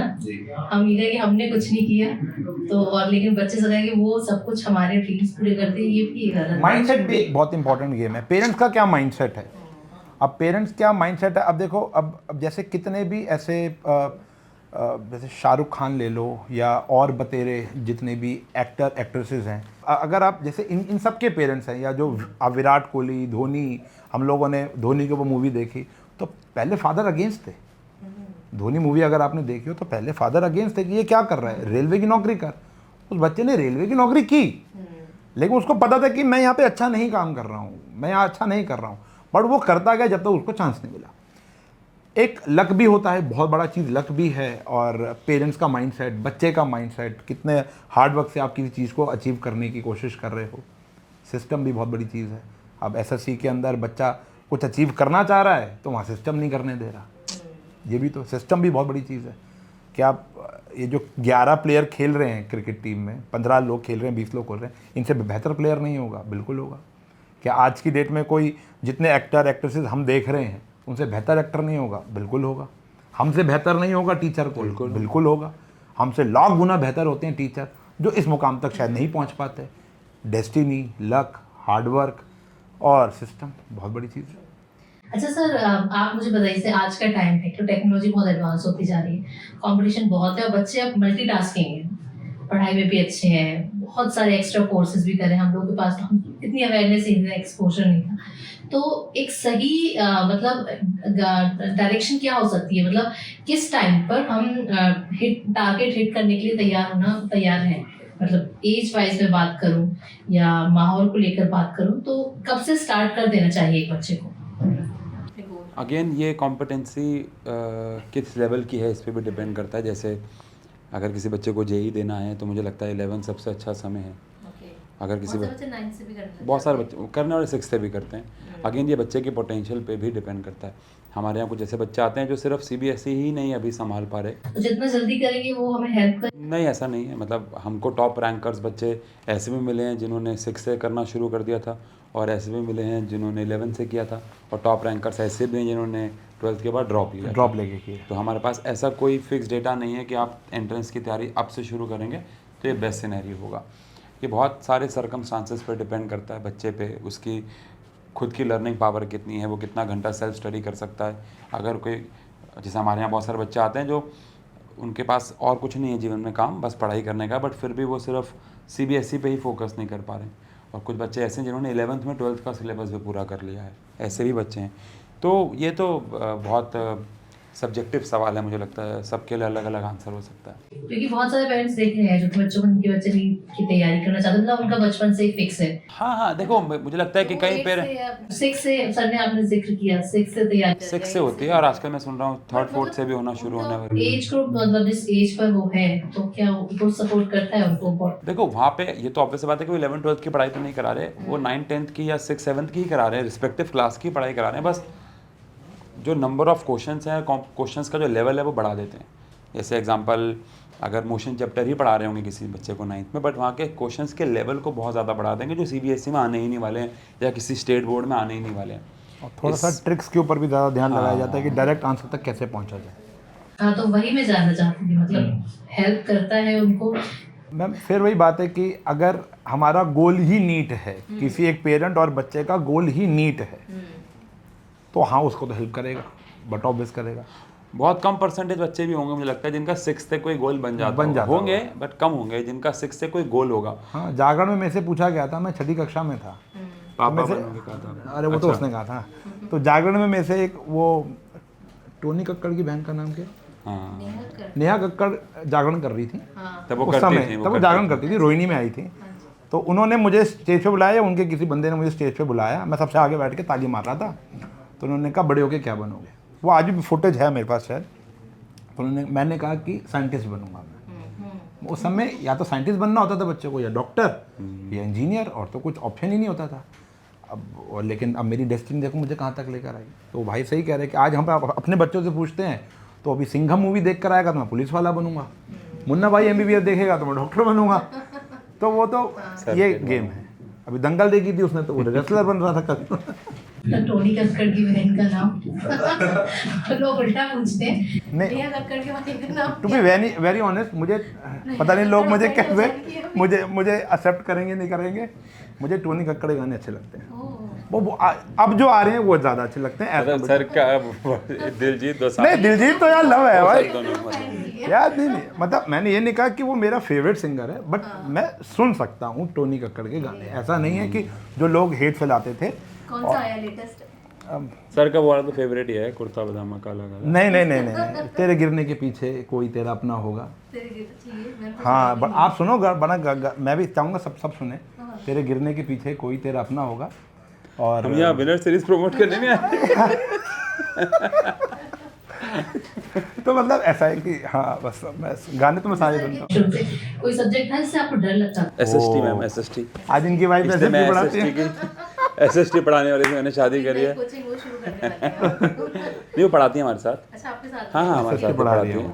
बट मुझे बहुत ही, मतलब ऐसे बोलना नहीं चाहिए, बट कुछ सब्जेक्ट्स बहुत इलॉजिकल लगते हैं मुझे कि क्यों डेट्स याद करवाई जाती हैं। मतलब एसएसटी में बहुत सारी अच्छी चीज़ें हैं, मैं ये मानता हूँ। जैसे जियोग्राफी में बहुत कुछ अच्छा पढ़ाया जा सकता है, सिलेबस में डाला जा सकता है, या हिस्ट्री में भी हमारे देश की हिस्ट्री पढ़ाई जा सकती है, बहुत अच्छी है। मैं बहुत सारे क्रिएटर्स की, नीतीश राजपूत, ध्रुव राठी जी की वीडियोस देखता हूँ, तो मैं देखता हूँ कितनी बेहतरीन हिस्ट्री है हमारी, बट किताबों में हमें कभी नहीं पढ़ाई गई। मैं उनकी जो एक वीडियो से सीखता हूँ, मुझे लगता है अगर वो 2-3 चैप्टर्स में डाला होता तो शायद आज मेरा इंटरेस्ट होता है, बहुतों का होता। हमें दूसरे देश के लोगों की हिस्ट्री पढ़ाई जा रही है, जैसे वियतनाम। बहुत डीपली पढ़ाई जा रही है, हाँ, हमारी नहीं पढ़ाई जा रही। वियतनाम वॉर कितनी ज़्यादा, मतलब उसमें इतनी ज़्यादा वियतनाम के बारे में या किसी और जगहों के बारे में वॉर है, बट इंडिया के बारे में ज़्यादा कुछ है नहीं। शायद वो बदलें, तो शायद लोगों का थोड़ा और इंटरेस्ट जागे। इनफैक्ट मैंने भी ये चीज़ तो अभी देखी है कि मुगल एरा उनको पढ़ाया जा रहा है काफ़ी अच्छे से। हाँ, बदलाव करने के लिए कह रहे थे कि हाँ नाम हम बदलेंगे या थोड़ा वो पॉलिटिक्स वाली बात हो जाएगी, लेकिन हाँ बट थोड़ा सा चेंजेस किए जा सकते हैं पढ़ाई में। ऐसा नहीं, साइंस में भी बहुत सारे बदलाव हो जा सकते हैं, मैथ्स में भी हो सकते हैं, जैसे बहुत ज़्यादा। इंटीग्रेशन या कोई और टॉपिक्स क्यों कॉमर्स वालों को पढ़ा रहे हैं ज़्यादा उनके किसी हाँ, पर काम धीरे के। धीरे हो रहा है। जैसे अप्लाइड हाँ। मैथमेटिक्स सब एक Yes, yes, सब्जेक्ट हो है रहा है। जो कॉमर्स वाले बच्चों को नॉर्मल मैथ्स नहीं पढ़ा, कोर मैथ्स नहीं पढ़ाई जाती। अब कुछ स्कूल इनिशिएट कर रहे हैं कि वो अप्लाइड मैथमेटिक्स पढ़ाएंगे। अच्छा, कॉमर्स से इम्प्रेशन मैंने आपको बताया था ना कि हमें केवल साइंस और कॉमर्स ही ऑप्शंस थे, स्ट्रीम दो ही थी। तो लेकिन कॉमर्स को इंट्रोड्यूस ही नहीं किया गया था 10th। तो लोगों को पता ही नहीं था कि मतलब कॉमर्स में आने के बहुत सारे बच्चे तो सिर्फ इस वजह से नहीं गिर पा रहे। वही मैं कह रहा हूँ, अवेयरनेस का भी एक है बच्चों को। वो जिस अब राह जो मैंने आपको बताया था ना कि अभी जो एक राह चलती है ना, तो वो उस तरफ हो जाते हैं। कॉमर्स का अभी फिलहाल डाउनफॉल चल रहा है ठीक है, हाँ लेकिन ठीक है। हाँ बट वो है कि बट इस देश को जितने डॉक्टर्स की नीड है, जितने इंजीनियर्स की नीड है, मुझे बिल्कुल। लगता है उससे कहीं गुना ज़्यादा शायद चार्टर्ड अकाउंटेंट्स की भी नीड है। उससे कहीं ज़्यादा IAS officer, IAS IPS officer, officer, arts, IPS commerce, officer, science सब बराबर सब है। बराबर है। और ऐसा अच्छा, बच्चे फिर डिफ़िकल्टी लेवल के अनुसार भी चुनते हैं कि वो साइंस की 2 क्लासेस में बैठेंगे, नहीं नहीं नहीं ये तो बड़ा मुश्किल है, तो मैं ह्यूमैनिटीज ले लेता हूँ। अरे तुम हिस्ट्री की क्लास में तो बैठ के देखो एक बारी, क्या पता वो ज़्यादा मुश्किल हो। अभी जैसे सर ने कहा कि उनका डिफ़िकल्ट सब्जेक्ट, जो सबसे ख़राब सब्जेक्ट था, वो SST था। तो मेरा संस्कृत, आई हेट संस्कृत, संस्कृत नहीं पसंद है। हाँ मतलब वो थोड़ा याद करना। 9th 10th में भी नहीं है ना। हाँ खैर नहीं, संस्कृत, मेरे को हिंदी 10th और तक लेनी पड़ी थी ना। हाँ हाँ 10th तक संस्कृत, लेनी हिंदी और इंग्लिश तो वैसे मतलब लैंग्वेज है, सब्जेक्ट तो वैसे भी नहीं इनको बोलना चाहिए, हमने बोलना शुरू कर दिया। हाँ ये बात है, Languages। सही बात है। संस्कृत हाँ, बाकी सब मुझे अच्छा लगता है, ठीक था। तो आपका पढ़ने का पैटर्न क्या था उस टाइम पे? मतलब रात को उठ के पढ़ना या सुबह जल्दी उठकर पढ़ना? मेरे को तो जब समय लग जाए, क्योंकि हमने देखो, अगर मैं 8 तक बोलूँ तो याद ही नहीं होता किसी बच्चे को कि वो कब पढ़ रहा है, क्योंकि खेल कूद भी बहुत ज़्यादा करते थे। आउटडोर गेम्स हमारे टाइम पे इतना ज़्यादा होते थे, हमारी लाइट जाती थी और हम पूरा पागलों की तरह कॉलोनी बाहर आ एक साथ जाते इकट्ठे थे, हो जाते पूरी थे। कॉलोनी इकट्ठे, हाँ। छुपन छुपाई खेलना, स्टापू खेलना, तो वो एक अलग दौर था। उसके बाद जब हम 9th-10th में आ गए तो फिर मतलब काम का प्रेशर, हम दोनों भाइयों ने छोटी उम्र से काम करना स्टार्ट कर दिया था। तो जब हम 9th-10th में आ गए थे तो फिर पैटर्न ये हो गया था, पहले स्कूल जाओ, फिर आकर मम्मी टिफ़िन बनाती थी, वो बैंक्स में देने जाओ, फिर बैंक में टिफ़िन देने जाते थे, फिर आते थे, फिर खुद थोड़ा सा पढ़ लेते थे, सो लेते थे, फिर बच्चे आ जाते थे या मैं होम ट्यूशन देने चले जाता था उनको, फिर रात में जो समय बचा अपना पढ़ लिया। तो ऐसा कोई फिक्स पैटर्न नहीं था। और आज ही मेरे से बच्चे पूछते हैं ये सवाल जो अभी आपने मुझसे पूछा कि सर सुबह उठ के पढ़ना चाहिए या रात को। तो मैंने कहा ये तुम यही सोचते रह जाओगे कि सुबह पढ़ना है या शाम को पढ़ना है। आज सुबह पढ़ के देखता, हाँ आपको जब समय मिले तब पढ़ लो। मतलब जब टीवी खोलने का कोई समय होता है कि सुबह टीवी देखना चाहिए, रात का या गेम खेलने का कोई समय नहीं है। हाँ तो बस आपको बस जब समय मिल गया, अभी आप खाली बैठे हो तो पढ़ लो। अगर आपको 10 मिनट भी खाली मिल गए तो एक क्वेश्चन लगा लो, उसके बाद फिर बाकी थोड़ा ना कि एक घंटा ही पढ़ना अच्छा होता है। 10 मिनट का समय लिख गया, 10 मिनट पढ़ लिया। तो बच्चों को लेकर अभी आपका क्या विजन है? मतलब अभी कुछ और आगे इसको कहाँ तक लेके जाना है? देखो विज़न तो बहुत बड़े हैं, बहुत बड़े हैं। एक तो मैं ऑनलाइन एजुकेशन की बात करूं तो मुझे ऐसा लगता है कि इसको और बेहतर किया जा सकता है। अभी इसके अंदर बहुत सारी खामियां हैं। एज़ पर यूज़र इंटरफेस की बात करूं, अगर बच्चों के पॉइंट ऑफ व्यू से बात करूं, बहुत सारी खामियां हैं। बट हाँ उसके ऊपर हम काम कर रहे हैं, हम ठीक कर रहे हैं उस चीज़ों को लेकर। ये सारा एडटेक जो प्लेटफॉर्म है, सारे बड़े बड़े प्लेटफॉर्म्स हैं इंक्लूडिंग अस, तो हम काम कर रहे हैं उसको लेकर। लेकिन ये एक रेवोल्यूशन आने वाले दौर पर मुझे लगता है कि अभी भी बहुत सारे बच्चे हाईली डिपेंड हो। अच्छा अभी जो रिज़ल्ट आया CBSE का लास्ट ईयर का, तो जितने भी टॉपर्स निकल के आए, अगर आप गौर से देखोगे तो वो ऑनलाइन के ऊपर बहुत ज़्यादा डिपेंडेंट थे, वो ऑफलाइन जाते ही नहीं थे। हमारे यहाँ पर जिस बच्चे ने भी 100 आउट ऑफ 100 स्कोर किया, 99 स्कोर किया, वो किसी ऑफलाइन प्लेटफॉर्म पर नहीं जा रहा था, वो सिर्फ और सिर्फ ऑनलाइन प्लेटफॉर्म से सेल्फ स्टडी करके पढ़ाई कर रहा था, या तो यूट्यूब से या वो किसी हमारे पेड बैचेस से। लेकिन इसको और ठीक किया जा सकता है। अभी ये 1 वे कम्युनिकेशन है और आगे का मेरा फोकस ये है कि जैसे हम 9th 10th 11th 12th पढ़ा रहे हैं, साइंस पढ़ा रहे हैं, कॉमर्स पढ़ा रहे हैं, जो अगला साल आएगा हम ह्यूमैनिटीज़ 100% लेकर आ रहे हैं। ND हम लोग पढ़ा रहे हैं, CUET हम लोग पढ़ा रहे हैं, और संस्कृत नहीं पढ़ा रहे हैं। हम संस्कृत भी पढ़ाना, बच्चों की डिमांड है संस्कृत और CS पढ़ाने की। हाँ तो अगले साल हम ये सब्जेक्ट्स तो चलो इन्वॉल्व किए जा सकते हैं, it's not a big deal, but बच्चों के पॉइंट ऑफ व्यू से हम इसको शायद टू वे कम्युनिकेशन करने जा रहे हैं, जो कि अभी तक एडटेक में भी शायद हुआ नहीं है। तो बच्चा भी टू वे कम्युनिकेशन कर पाएगा। अभी तक बच्चा सिर्फ लिख कर अपने कमेंट बात कर सकता है, डाउट कर सकता है। पता नहीं, ये बड़ा शायद मैंने कुछ बहुत बड़ा बोल दिया, लेकिन हाँ, अगर हम ट्राई करें। और लैंग्वेजेस का भी बैरियर है, जैसे अगर हिंदी और इंग्लिश स्पीकिंग आपको देख पा रहे हैं, जो स्टेट लैंग्वेजेस वाले बच्चे हैं, वो भी ब्रेक किया जा सकता है। और बहुत लोगों ने किया भी है और कर भी रहे हैं कि अगर आप झारखंड से हैं तो वहाँ के भाषा में आपको पढ़ाएंगे, आप बिहार से तो वहाँ की भाषा में पढ़ाएंगे, साउथ साइड के हैं तो हम आपको उस भाषा में पढ़ाएंगे। वो हो रहा है। बट अभी जो मैं यूआई मतलब उसके पॉइंट ऑफ व्यू से बात कर रहा था, बच्चे के पॉइंट ऑफ व्यू से, अभी वो सिर्फ एक स्क्रीन के सामने बैठकर एक क्लास लेता है। अच्छा, ये जो हम लोग जिस तरीके से पढ़ा रहे हैं वो एक मॉडल है जहाँ पर बच्चे हमारे सामने बैठे होते हैं ऑफलाइन के, तो हमारा पूरा क्लास एनवायरनमेंट है। तो हमारे जितने भी ऑनलाइन वाले स्टूडेंट हैं ना, वो इस बात से बहुत खुश होते हैं कि हमने उनको जो एनवायरनमेंट दे रखा है, क्योंकि उनको डांट, अब क्या है, आप सिर्फ कैमरे के आगे किसको डांटोगे, लेकिन जब वो रियल किसी बच्चे को डांट पड़ रही है, किसी को पनिशमेंट मिल रही है स्टेज पर बुला के, तो वो फील कर रहा है कि यार मैं क्लासरूम में बैठा हूँ। तो ये तो हम लोगों ने क्रैक किया है कि हाँ भाई, अब तुमको वो एनवायरनमेंट हमने वो दे दिया, लेकिन अभी वो टू वे कम्युनिकेशन नहीं हो पा रहा। तो ये अगर आता है तो ये बहुत बड़ी चीज़ होगी। सर स्कूल्स कैसे हेल्प कर सकते हैं? जैसे आपने कहा कि अभी ऑनलाइन पर डिपेंडेंट हो गए हैं, तो कहीं ना कहीं ये चेंजेस जो आप जैसे टीचर्स हैं वो तो ला पा रहे हैं बच्चों के पढ़ाने में, लेकिन स्कूल्स अभी भी कहीं पुराने फॉर्मेट पे चल रहे, तो वहाँ पे क्या चेंजेस आपको लगता है कि आने चाहिए?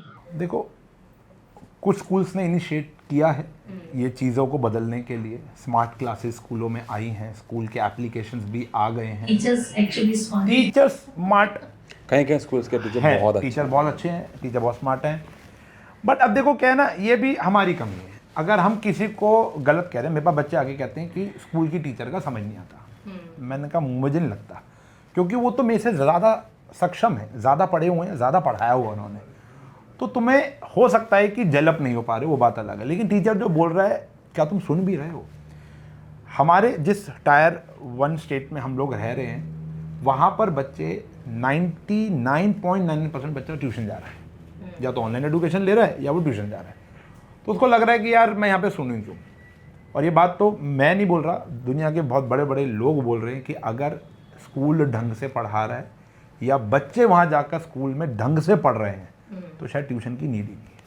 मुझे यहाँ पे ये भी लगता है कि जो टीचर्स हैं ना, उनकी सैलरीज भी बहुत कम है, बहुत कम है, यस, जिसकी वजह से उनके एफर्ट्स बहुत कम लगते हैं।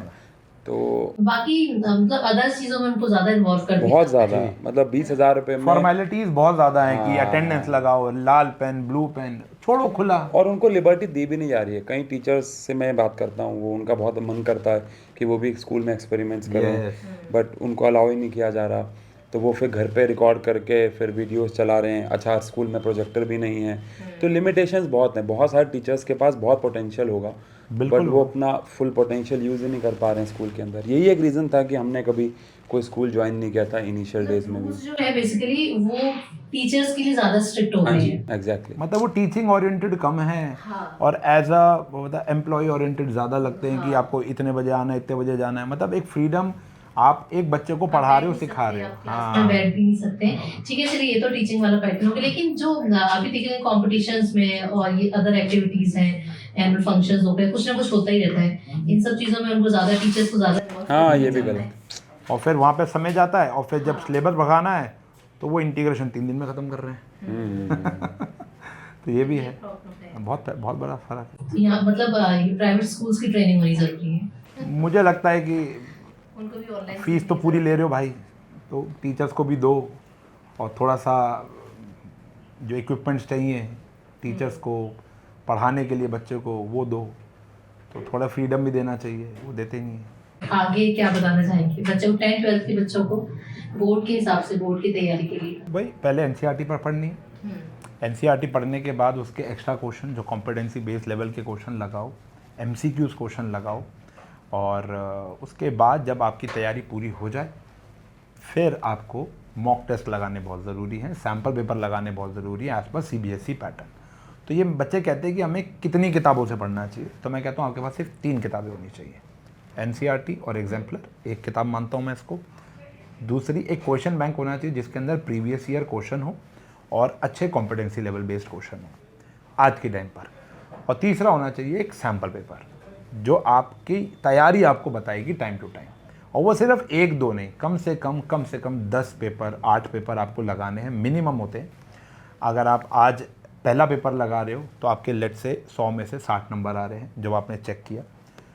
उसके बाद जब आप थोड़े समय बाद तैयारी करके दूसरा पेपर लगा रहे हो तो एक ग्रोथ होनी चाहिए। आपको अपनी ग्रोथ ट्रैक करनी है कि कितने आप परसेंटेज से हर टेस्ट में आप ग्रो कर रहे हो। और समय अनुसार, कई बच्चों को तैयारी पूरी है लेकिन पेपर ही पूरा नहीं होता टाइम पर, क्योंकि पेपर आ रहा है लेंदी। तो मैं तो हर एक बच्चे को कहता हूँ कि 3 घंटे का पेपर आपको 3 घंटे का मान के नहीं चलना ना, आपको 2.5 घंटे में देना है। तो वो मैं बच्चों को कई सालों से एक बात बोलता हूँ, अभी वायरल हो गई थी लास्ट ईयर, कि जब बच्चे तैयारी करते हैं कि एवी हो गया, एवी हो गया, एवी हो गया, फिर जब एग्ज़ाम आंदा है कि एकी हो गया, तो वो तो ये वाली बात नहीं करनी कि वो बच्चे टेक इट फॉर ग्रांटेड लेके, हाँ जी ये भी मुझे आता है। तो उसको टेस्ट कैसे कर रहे हो आप? एक पैरामीटर भी तो होना चाहिए ना। आपको एक स्कूल आपका एक प्री बोर्ड ले लेगा, ट्यूशन वाला 2 या 3 ले लेगा, आप खुद से, अच्छा ट्यूशन भी आप हर एक सब्जेक्ट की नहीं पढ़ रहे हो फिर, तो आपको एक ऐसी सैम्पल पेपर्स की नीड पड़ेगी जिससे आप अपने आप को सेल्फ टेस्ट कर पाओ।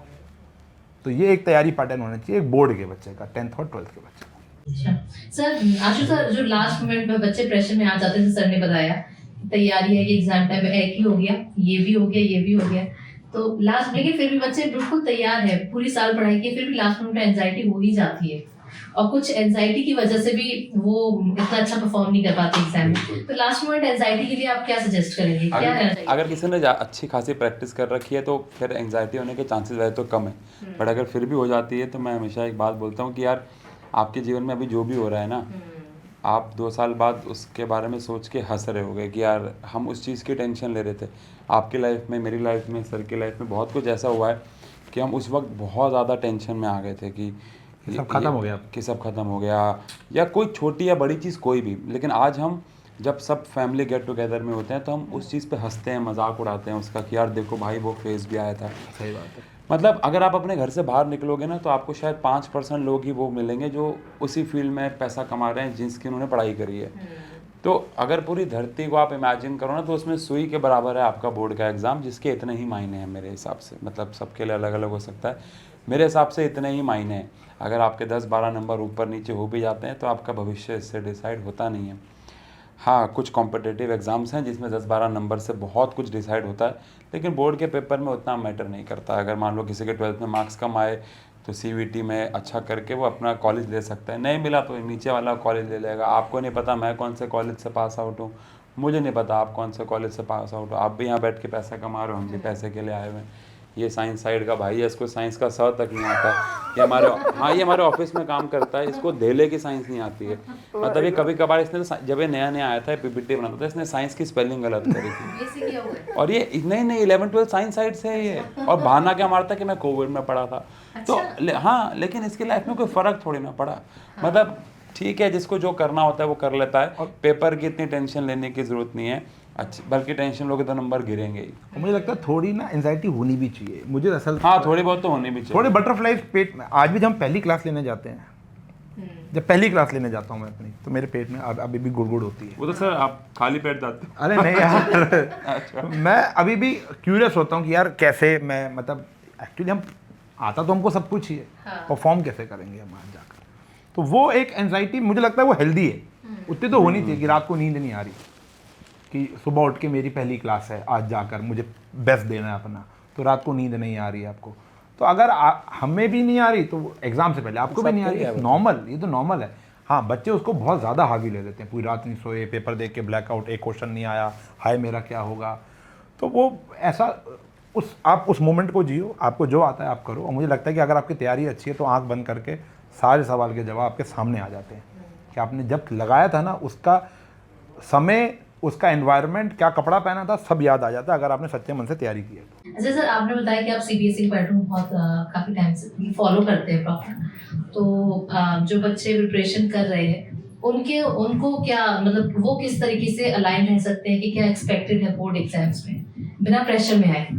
देखो, बोर्ड का पैटर्न जब भी बनता है, जो साल का पेपर बनता है, ऐसा कोई, मैं कह रहा हूँ आपने जितना भी सोचा होगा, 2014-15 की स्टोरी मेरी बड़ी फेमस है, बच्चों को पता है, जो मुझे जानते हैं एटलीस्ट। तो उस साल का पेपर जब आया था बहुत टफ पेपर माना गया था, तब भी 100/100 आए थे। लास्ट ईयर फिजिक्स का पेपर टफ था, मैथ्स का पेपर टफ था, 10th का, 12th का फिजिक्स का पेपर बड़ा टफ था, तब भी 100/100 आए। पेपर पैटर्न मॉडरेट ही होता है। बच्चे जब देखो पेपर, मैं तो हर बारी बोलता हूँ पेपर मुश्किल कौन बना रहा है, जो न्यूज़ में आता है ना पेपर टफ आया, पेपर टफ आया, पेपर टफ होता भी है, ऐसी बात नहीं है। पेपर टफ बनाता है जो पहला बच्चा एग्जामिनेशन सेंटर से बाहर आया है, जिसने मीडिया में आकर बोल दिया पेपर टफ था। तो एक्चुअल में पेपर टफ हो, चलो मैंने मान लिया 2-4 क्वेश्चन टफ भी है, लेकिन ओवरऑल पेपर ऐसा नहीं होगा कि आपके 38 के 38, 36 के 36 क्वेश्चन बिल्कुल आउट ऑफ द बॉक्स आ गए, ऐसा पेपर कभी भी नहीं होता। हाँ, बस ये होता है कि सीबीएसई को इतना ध्यान रखना चाहिए, कभी कभी वो ये बात भूल जाते हैं। सीबीएसई हाथ जोड़ के विनती है, आप जैसा सैम्पल पेपर देते हो ना, सर ऐसा मत बोलो, और मुश्किल देंगे। नहीं मतलब होना तो यही चाहिए कि आप जैसा सैम्पल पेपर देते हो, आप प्लीज़ उसी के अनुसार थोड़ा टफ बना लो, आप पेपर दे दो। लेकिन सैम्पल पेपर कुछ और आता है कभी कभी, और पेपर बिल्कुल कुछ अलग आता है। इस बार 12th के फिजिक्स के पेपर में सीबीएसई में आईआईटी के सेम सवाल थे जो लास्ट ईयर में आए थे, मतलब वैल्यूज भी चेंज नहीं, सेम कॉपी थे इस बार ऐसा हुआ। और यही बात, ये विनर सीरीज का लाने का मेन मोटिव ही यही था कि हमने कुछ अच्छे क्वेश्चन आईआईटी के भी उठा के यहाँ डाले। अभी मैंने इंस्टाग्राम पे एक पोस्ट डाला था कि मैंने कहा बच्चे पूछे तो कॉम्पिटेंसी क्या होता है, जैसे आपका सवाल था, बच्चे कंफ्यूज हैं अभी भी। तो मैंने कहा बेटा ये होता है कॉम्पिटेंसी। वहाँ पे आप कमेंट जाकर देखोगे तो बच्चों ने कहा अरे भाई ये तो मेरे जेई के उसमें आया था पेपर में, मेरे मॉक टेस्ट में था, मेरे मेंस के पेपर में आया था। तो वो क्वेश्चन वही है, मैं वही कह रहा हूँ ना, लेकिन थोड़ा आउट ऑफ द बॉक्स सोचना पड़ रहा है। और जेई में यही हो रही है, कॉम्पिटेंसी आ गया ना वर्ड। तो यहाँ पर हम लोगों ने यही कोशिश की है कि सारे तो नहीं करा सकते जेई के क्वेश्चन, और सारी नीड भी नहीं है। जो क्वेश्चन लगता है कि बच्चे के बोर्ड पेपर में आ सकते हैं, जो पूछे गए हैं, तो वो तो डाल दो कम से कम। प्लस ना मुझे ये लगा कि इस बार ये भी दिक्कत हुई कि ना बताया नहीं गया था कि पेपर मुश्किल आएगा, मतलब बिना बताए एक प्रकार से बच्चों पे हमला हुआ। अगर जैसे आपको पूरे साल बोला कि आपको पाकिस्तान या किसी भी और टीम के खिलाफ खेलना है, पर आपने उसी के हिसाब से तैयारी करी कि आपको तो बाबर आजम को बॉल डालनी, बट टीम इंडिया आ गई मैम। फिर सामने गए तो आपने देखा विराट कोहली बैटिंग कर रहा है, तो वो तैयारी तो आपने लेकिन पूरे साल किसी और के साथ दौड़ने की, भागने की, बॉल डालने की। अगर सीबीएसई बता देती पहले ही कि पेपर मुश्किल आता, जैसे सबको पता है कि जेई मेन से एडवांस मुश्किल आएगा, सबको पता है एडवांस का लेवल मेन से बहुत ऊपर होगा, तो बच्चा उसी हिसाब से तैयारी करता है, उसी हिसाब से लास्ट ईयर के पेपर लगाता है। वो कहता है अरे भैया मेरे से तो नहीं लग रही है, तो वो अपना ड्रीम छोड़ देता है कि यार ठीक है मैं कहीं और टाइम लगा लूँगा। लेकिन सीबीएसई ने बताया नहीं इस बार, खासकर 12th फिजिक्स में, कि ऐसा पेपर आएगा। नीट में चलो मैं कहता हूँ किसी के बोर्ड में मैं ये मानता हूँ कि 10-15% नंबर ऊपर नीचे हो भी गए, ठीक है, हो जाएगा काम। लेकिन नीट जैसा पेपर जो आपका फ्यूचर डिसाइड करेगा, उसमें इस साल इतिहास का सबसे मुश्किल पेपर आया। मैं उन बच्चों के बारे में सोच सोच के टेंशन में था कि अगर किसी बच्चे ने अपनी लाइफ का 5वां 6ठा ड्रॉप लिया होगा और अपने माँ बाप को बोला होगा कि यार मैं आखिरी ड्रॉप लूँगा इस साल, मैं इसके बाद कोई ड्रॉप नहीं लूँगा, लेकिन इस साल मैं करके दिखाऊँगा, और उसने तो वही वाले पेपर बनाए जो हर साल आते थे, पूरी ताकत से, पूरी शिद्दत से बनाए, और पूरा कॉन्फिडेंस था उसको। उसकी क्या हालत हुई होगी जब उसने पेपर देखा होगा, जब बिना बताए, या तो 2 महीने 3 महीने पहले बताया जाता कि इस बार पेपर मुश्किल आएगा, बच्चों ध्यान रखो, ऐसे सवाल बनेंगे। तो वो वाला फैक्टर गलत है। पेपर देना है जहाँ मस्जिद दो, बता दो कि हम मुश्किल देंगे, बच्चा उसके साथ तैयारी करेगा। तो ये वाला फैक्टर गलत है। बस नहीं बताती सीबीएसई। मुझे लगता है सीबीएसई ना आजकल यूट्यूब के टीचर्स को देख रही है और वो कहती है कि ये हाँ ये जो भी करवा रहे हैं ना ये तो हम बिल्कुल नहीं देंगे, ये नहीं देना, ये पीपीटी में इसको हटा दो। उसमें क्वेश्चंस पूछे गए थे ये गाना किस मूवी का है, वो किसी हाँ वो एसएससी के ही एग्जाम, वो आपने अभिनय सर की वीडियो देखी होगी, बिल्कुल सही है। एसएससी एग्जाम में था। एसएससी इजी होता जा रहा है क्या? मैम अभी आपको पता होगा एसएससी के पे बहुत कंट्रोवर्सी चल रही है, उनके सेंटर्स बहुत ख़राब हैं, बच्चों को इतनी दूर दूर सेंटर दिए गए, फिर वहाँ जाके प्रॉब्लम्स हुई, फिर टीचर्स वहाँ गए, टीचर्स को ऊपर लाठी चार्ज किया गया, उनको बंद किया गया थाने में। तो क्या मैसेज दे रही है आप टीचर्स को जो पढ़ा रहे हैं, कोशिश कर रहे कह रहा हूँ बहुत सारी चीज़ें डिपेंड सिस्टम पर भी करते हैं कि आप तरक्की करोगे कि नहीं करोगे। वही बंदा, मैं किसी देश को ऊपर नीचे नहीं कर रहा, लेकिन बट ये होता है कि अगर आप एक सही सिस्टम के अंदर रह रहे हो तो आप निखर जाते हो, अगर आप सही सिस्टम में नहीं हो तो आप कितना भी टैलेंट हो आपको भारी नहीं आने दिया जाएगा। में कि जो फाउंडेशन है, मतलब जो टीचर्स हो गए या जो हमारे जो स्टाफ होता है, डिफेंस स्टाफ होता है, पुलिस में है, इन लोग बहुत अंडरपेड है, इनको हम देखते हैं ना, और इनकी रिस्पॉन्सिबिलिटीज इनके ऊपर सबसे ज़्यादा बड़ी है। देखो मैं फिर भी कहता हूँ कि स्कूल के टीचर्स अंडरपेड है, हम लोग तो फिर भी टू बी वेरी ऑनेस्ट हम ठीक ठाक वैसा बना लेते हैं, बट पॉइंट यहाँ पर पैसे का नहीं है, यहाँ पॉइंट है इज्जत का, ठीक बात है। पॉइंट है इज्जत का। हाँ। टीचर्स को मतलब मुझे लगता नहीं है कि अब सोशल मीडिया है, हम लोग ऐसे पॉडकास्ट भी दे रहे हैं, टीचर लोग पहले तो कहीं देखने को मिलते थे ऐसे इंटरव्यू को टीचर दे रहे हैं। ये दौर बदला आकर, कई टीचर्स ने, खान सर ने आकर बदला, अलग पांडे सर ने आकर बदला, और आशु सर ने आके बदला। तो बहुत सारे ऐसे टीचर्स हैं जिन्होंने कुछ क्रिएट किया, लोगों के सामने आए, दिखाई दिए। ये आफ्टर कोविड हुआ, पोस्ट कोविड हुआ। प्री कोविड मैं नहीं जानता किसी टीचर को कोई जो बहुत बड़ा फेमस टीचर हुआ हो और उनकी बात हो रही है। बहुत सारे लोग Walter Lewis sir, S C Verma, हाँ। लेकिन बाय फेस तब भी उनको नहीं जानते थे लोग। आप आर.डी. शर्मा सर की फोटो दिखाओ यहाँ पर, उनको पता ही नहीं होगा, आपको नहीं पता होगा, सबने उनकी बुक्स हाँ नहीं पता होगा। अब क्या है, क्योंकि जानते ही नहीं है। लेकिन अब क्या है, सोशल मीडिया आ गया है तो अब थोड़ा सा है, लेकिन इज्जत तो नहीं दी जा रही थी। अगर अब थोड़ी बहुत रिस्पेक्ट लोगों से मिल रही है, सिस्टम से तो अभी भी नहीं मिल रही, वरना सिस्टम से मिल रही होती तो लाठी चार्ज करके बस में बैठाकर 5 घंटा घुमाते। क्या बात है। आप बात करते हैं ना, वो आपसे शिष्टाचार से बात करने आए हैं कि भैया बताओ इसका क्या करना है। आपने कहा नहीं, हम बात नहीं करेंगे, हम आपका हाथ तोड़ेंगे, हम आपको गाड़ी में बैठाएंगे, आपको भूखे प्यासे पूरे दिल्ली में घुमाएंगे और फिर कहीं छोड़ देंगे, बात नहीं करेंगे आपसे। ये काहे की बात हुई भाई? तो सही है, बात सही है। बात सही है। अच्छा, आप सिस्टम के खिलाफ लड़ने जाते हो तो सिस्टम, भाई मेरा इट्स ऑल अबाउट सिस्टम। आपके सिस्टम में रह रहे हो। हाँ, वो तो हमारी तो परंपरा है, गुरुदेव ब्रह्मो महेश्वर। हाँ, तो मतलब गुरु को ही वो सम्मान नहीं मिल रहा है जिसमें हमारे, और वो अपने लिए नहीं लड़ रहा, वो तो बच्चों के लिए लड़ अपने रहा लिए लड़ ही नहीं रहा। वो ये नहीं कह रहा मेरी तनख्वाह बढ़ाओ, वो ये नहीं कह रहा मेरा जीएसटी कम करो। वो ये बोलते हैं कि आपको पब्लिसिटी चाहिए इसलिए आप आए। हाँ, जब कह रही है हमारे पास पब्लिसिटी है ऑलरेडी। हाँ बताओ ना। हम सब जानते हैं, आपसे लोग जानते हैं हम। और फिर एक पुलिस जो वाले जो का, टीचर्स वहाँ थे सब ऐसे ऐसे हैं जो दुनिया जानती है जिनको। हाँ। बिल्कुल जानती है दुनिया। और बट पॉइंट यही है कि वो अपनी लड़ाई लड़ने आया ही नहीं, वो तो बच्चे के हित में लड़ने आया है।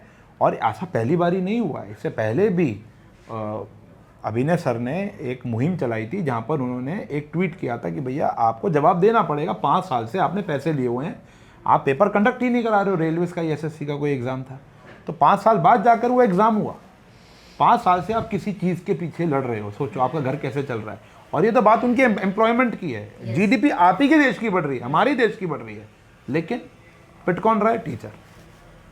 एग्जाम्स नहीं हो रहे, एग्जाम्स हो रहे हैं, उनके रिजल्ट नहीं आ रहे हैं, रिजल्ट और इतना पैसा इकट्ठा होने के बाद आपने उस सिस्टम को एग्ज़ाम कंडक्ट कराने के दिया, वो सक्षम ही नहीं एग्ज़ाम कराने के लिए। और अब तो हम कह रहे हैं कि मेक इन इंडिया, आप खुद से अपना सिस्टम, ऑर्गेनिक सिस्टम, एग्ज़ाम तो होना ही है। क्या पहले, क्या योल एग्ज़ाम एक ही बार ही होगा? नहीं होगा। क्या नीट एक ही बार ही होगा? नहीं होगा। हर साल एग्ज़ाम होने हैं, सीवीटी हर साल होगा। लेकिन हम फिर किसी और बॉडी को ये क्यों दे रहे हैं कि आप काम करो, जबकि वो सक्षम ही नहीं है। अगर सक्षम होती तो ये बवाल ही ना होता। तो अगर आप एक सिस्टम खुद ही अपना बना लो ना, एक ऑर्गेनिक सिस्टम, वो पैसा आप ही के पास ही रहेगा और आप बच्चों पे लगा पाओगे। क्यों उनकी कमीशनों में आप इतना पैसा खर्च रहे हो? अगर आज मुझे एक पॉडकास्ट कंडक्ट करना है और मुझे रोज ही एक पॉडकास्ट, तो मैं एक सिस्टम बना लूंगा ना अपना। मैं रोज किराए पर थोड़ा लूंगा उस सिस्टम को जाकर। तो ये सरकार को सोचना चाहिए, लेकिन आवाज उठाई जाएगी, दबा दी जाएगी। तो सर फिर क्लास 12 के बच्चों को आप क्या कहना चाहेंगे बी फ्यूचर रेडी रहने के लिए, क्योंकि जब एकेडमिक्स मतलब बहुत सारे चेंजेस आने वाले हैं उनकी। वही मैम हमारी पहली वाली बात, सिर्फ एक बैकअप प्लान होना बहुत, मतलब आपके पास पढ़ाई आप जितनी मर्जी करो, एक बैकअप प्लान होना बहुत ज़रूरी है, बहुत ज़रूरी है। सिर्फ और सिर्फ ये सोच के, मैंने एक कोट भी लिखा था अपने इंस्टीट्यूट के बाहर, मैं कोट भूल गया हूँ, लेकिन उसका मतलब ये था कि सिर्फ स्कूल जाकर आप सक्सेसफुल नहीं हो पाओगे, उसका मतलब ये था। तो एक प्रिंसिपल मेरे पास आई अपने बच्चे का एडमिशन कराने, तो उन्होंने एडमिशन से पहले ये बात की कि जो आपने जो कोट लिखा है ना, मैं उससे एग्री नहीं करती। मैं कहा मैम हो सकता है आप एग्री ना करो, तो कह रही क्या ये सत्य है? मैं कहा मैम देखो आपके पॉइंट ऑफ व्यू से वो नहीं है, मेरे पॉइंट ऑफ व्यू से हाँ वो है, सत्य है। तो कह रही आप ये बात कैसे प्रूव करोगे? मैं कहा देखो प्रूव मैं नहीं करूँगा, प्रूव बहुत सारे एग्जाम्पल्स हैं इसको लेकर, कि अगर मैं सिर्फ स्कूल जा रहा हूँ या मैं सिर्फ किताबें पढ़ रहा हूँ, अगर कोई बंदा सिर्फ क्रिकेट ही खेल रहा है तो देयर इज़ लेस चांस कि वो कुछ बन जाए, क्योंकि इतना बड़ा सिस्टम है, आपको चांस मिलता है कि नहीं मिलता ये बहुत बड़ी बात है। सिर्फ क्रिकेट नहीं खेलना, आपको एक बैकअप प्लान होना चाहिए। तो मैं सिर्फ पढ़ाई के ऊपर बात नहीं कर रहा हूँ, मैं हर एक एस्पेक्ट में कर रहा हूँ कि आज अगर मैं टीचर नहीं होता तो कुछ और तो होता। तो मैंने CA फाइनल्स में जाकर ड्रॉप किया, मेरा दोनों चीज़ें पैरेलल चल रही थी, भाई की भी दोनों चीज़ें पहले चल रही थी। क्या पता अगर हमारा ये पढ़ाने वाला जो काम था वो नहीं हो पाता तो भाई आज किसी कॉलेज में लेक्चरर होता और मैं अपना चार्टर्ड अकाउंटेंट होता। लेकिन अगर मैं सिर्फ पढ़ा रहा होता और वो नहीं चलता तो दोनों बैकअप प्लान होने चाहिए। लेकिन अब इस थ्योरी को कई लोग डिनाई भी करते कि नहीं, कि अगर कई एक्टर्स ये बात बोलते हैं कि अगर आपके पास एक्टिंग करने के साथ साथ कोई और ऑप्शन है ना तो आप अच्छे एक्टर बन नहीं पाओगे। अच्छा, लेकिन मुझे ऐसा लगता है सब कि कर रहे हैं। सभी कर रहे होते हैं, ठीक है ना, जो बोल रहे हैं वो भी कर रहे होते हैं, किसी का कोई क्लोथिंग ब्रांड होगा, किसी का कोई ज्वेलरी ब्रांड होगा, तो सभी कर रहे होते हैं। ये बहुत बहुत शॉर्ट टाइम के लिए वो कोई एक्टर तो हमेशा है, लेकिन स्टार बहुत थोड़े से पीरियड के लिए बनता है, सही बात। तो उसमें सभी अपने अपने बिजनेस करते हैं। मल्टीटास्किंग आपको करनी है, हसल करना है, और 12th के बाद तो ज़्यादा करना है आपको। लोग सोचते हैं 12th के बाद हमारा जीवन ठीक हो जाएगा, नहीं होगा, नहीं होगा। जबकि तब तो असली मुश्किल journey है। रियल अब तुम आओगे, ग्राउंड रियलिटी देखो, तब पता चलेगा कि एक्चुअल में पैसा कैसे बनाना है। तो विनर सीरीज की सर हमने बात की, अब विनर सीरीज के बाद इसके बाद आगे भी बच्चों को किसी बुक्स की जरूरत पड़ सकती है या सिर्फ ये? नहीं, देखो अभी विनर सीरीज इस साल के लिए तो मुझे लगता है सक्षम है, जो कि 10th के लिए आ चुकी है, मैथ साइंस की। अगले साल हम इस पूरे कॉम्बो को कंप्लीट कर रहे हैं। नेक्स्ट ईयर जो बच्चा 2027 में पेपर देगा, तो उसके अंदर उसको 10th वाले बच्चों को ये चारों किताबें मिलेंगी। और अभी जैसे आपने कहा कि संस्कृत भी होनी चाहिए, हिंदी भी होनी चाहिए, तो हम उसके ऊपर भी सोचेंगे। मैं पढ़ रही हूँ। ठीक है, आप संस्कृत पढ़ रहे हैं? मतलब हाँ, अच्छा। थोड़ा पढ़ना स्टार्ट किया है। मतलब कोई बंदा संस्कृत पढ़ रहा है, देखो बढ़िया। तो इस मैं फुल स्कोर करती थी ना संस्कृत। ओह, हाँ, मतलब मेरी क्लास के सारे बच्चे संस्कृत में पूरा स्कोर कर रहे हैं लगभग। और मैडम जब मेरे से पूछा गया कि तू संस्कृत क्यों नहीं ले रहा, मैम समझ ही नहीं आती। तो क्लास में 2 बच्चे थे जिन्होंने संस्कृत ड्रॉप की थी 10th के बाद, 10th के अंदर। एक मैं था और एक बच्चा सिख था। तो मैम कह रही उसका तो समझ में आता है, वो सरदार है, लेकिन सरदार जी है, ठीक है ना, सरदार जी है, ठीक है, जी जरूर लाइंदा भाई, ठीक है ना। तो और तू क्यों? मैं कहा मैम मेरे को संस्कृत आज तक समझ में नहीं है, मुझे छोड़नी है। अच्छा, वो मैडम क्या करती थी, जब संस्कृत की क्लास होती थी ना, तो हम दोनों को बाहर खड़ा कर देती थी। हम कुछ और पढ़ ही नहीं सकते, हम बाहर खड़ा हो ना, हम किसी और उसमें जा सकते हैं ना, पीछे बैठ के मैथ्स पढ़ सकते हैं, नहीं, हम पूरी क्लास में बाहर खड़े रहते थे पूरे साल। इसलिए मुझे संस्कृत से और ज़्यादा नफरत हो गई कि मैंने कहा नहीं। अब पंडित जी लोग भी पढ़ रहे थे ना मेरी शादी के समय, तो बड़ी खुंदक आ रही थी, वो संस्कृत में पढ़ रहे थे, तो मैं क्या नहीं करना। तो मुझे हिंदी या संस्कृत क्लास में 10th में तो वो कोर्स, वही वाली बात हो गई, कोर्स भगाना होता है। तो रीडिंग के लिए, चैप्टर्स के लिए मुझे ही खड़ा किया जाता था। एक तो आवाज लाउड थी, डिक्शन क्लियर था, और फिर पढ़ लेती थी तो बच्चे देखते किसी घोड़ी की तरह दौड़ रही है ये डायलॉग। तो वो मैं इस लैंग्वेज से फुल स्कोर करती थी। तो देखो अब तभी आप देखो वही वाली एक चीज़ जो चलती हुई आई है आज, और आप वहाँ यहाँ तक आए हो, बढ़िया। तो ये सारी चीजें हैं। तो आशु सर, शाम सर, बहुत अच्छा लगा आप लोगों से बात करके, बहुत ही ज्यादा इन्फॉर्मेटिव। और मैं कहूँगी बच्चे तो खैर आप तो ऑलरेडी सभी लोग आपको जानते हैं और आपको बहुत ज़्यादा वर्शिप करते हैं एक तरीके से। एंड आई एम श्योर कि जो विनर सीरीज को लेकर आपकी जो अप्रोच है और जो भी आपका विजन है, सैम्पल पेपर्स जो आप बनाने वाले हैं, आई एम श्योर कि ये बच्चों को बहुत ज़्यादा हेल्प करे और आप ज़्यादा से ज़्यादा लोगों को इसके बारे में अवेयर करवाइए, ताकि आपकी जो तैयारी हो वो फ्यूचर रेडी हो, न केवल बोर्ड्स और कॉम्पिटिटिव एग्जाम्स को लेकर बल्कि फ्यूचर रेडी हो, ताकि आप ऐसे समझें कि आप आपके सामने वाले को समझा भी पाएं और साइंस को इस तरह से, साइंस और मैथ्स दोनों सब्जेक्ट्स को इस तरह से एक फन बना पाएं। और बहुत अच्छा लगा आशु और शांत सर के वीडियोस, आई एम श्योर आप सभी लोग देखते हैं। ये वीडियो अगर आपको पसंद आए तो ज़्यादा से ज़्यादा फॉलो कीजिए, इसको शेयर कीजिएगा, हमें फॉलो कीजिएगा। इसी तरह के और भी बहुत सारे टीचर्स के साथ हम ऐसे वीडियोस लाएंगे और आपके लिए और भी ज़्यादा हेल्पफुल वीडियोस बनाएंगे। तब तक के लिए थैंक यू सो मच। नमस्ते।